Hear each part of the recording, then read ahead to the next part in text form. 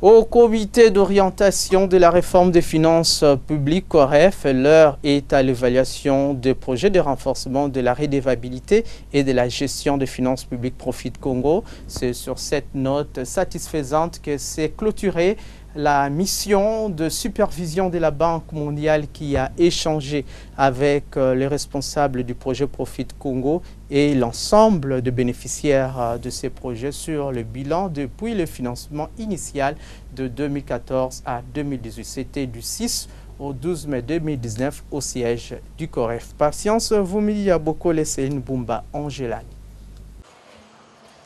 Au cours de cette revue, cette mission de supervision de la Banque mondiale, conduite par Saïdou Diop, a, avec le staff du projet de renforcement de la redevabilité et de la gestion des finances publiques, Profit Congo, évalué avec l'ensemble des bénéficiaires le bilan et les perspectives d'avenir de ce projet. Après 5 jours d'échange, il ressort que des progrès importants ont été enregistrés dans l'amélioration des finances publiques et de la redevabilité en République démocratique du Congo grâce à Profit Congo, ce malgré les difficultés et contraintes rencontrées dans son exécution. Satisfait des bailleurs financiers et techniques.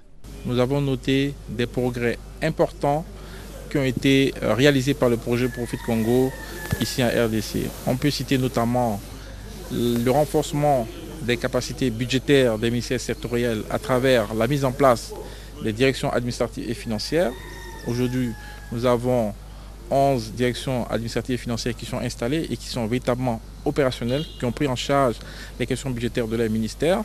Nous avons également noté la participation citoyenne, c'est-à-dire la RDC se situe aujourd'hui, quand on regarde l'indice IBP qui mesure la performance en matière de participation citoyenne, la RDC se situe en première ligne par rapport à l'indice IBP.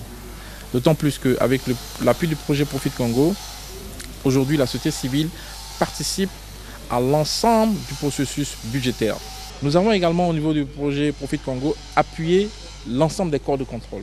Parmi les grandes réalisations du projet Profit Congo, on note la mise en œuvre du budget participatif, mode de gestion qui implique la population à la base dans la gestion des finances publiques.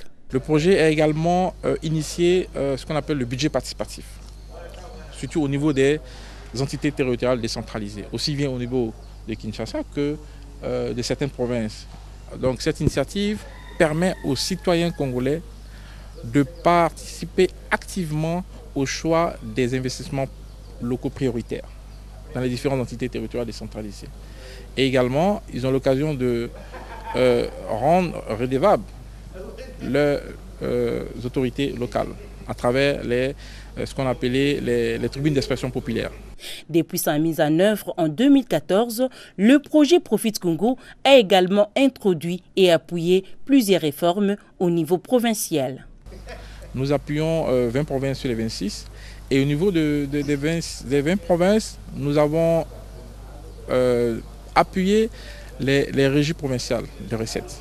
Comme vous le savez, après le découpage de 2015, certaines provinces se sont retrouvées sans véritablement les capacités nécessaires pour pouvoir mobiliser les ressources propres en province. Et le projet Profit Congo, à travers donc ces appuis, a aidé ces provinces à véritablement doubler pour certaines leurs recettes propres qui leur ont permis de financer des investissements prioritaires sur les ressources propres sans attendre la rétrocession.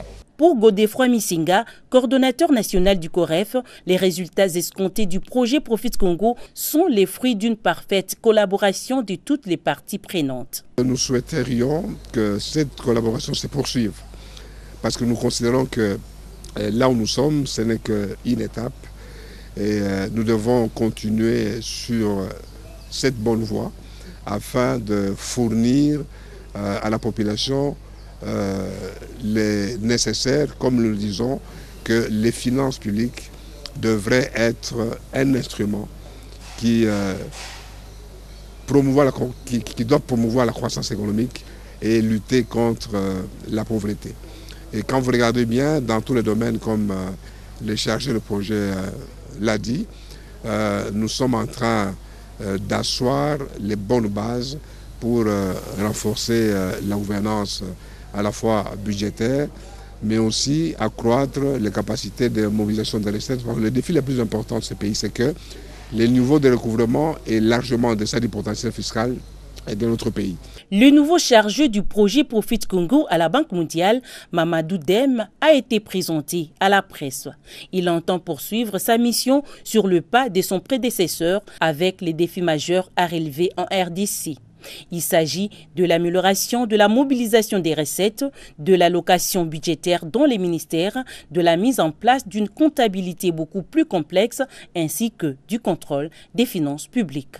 Un budget additionnel sera alloué au projet Profit Congo par les bailleurs des fonds. Question de l'accompagner jusqu'à son terme en 2021.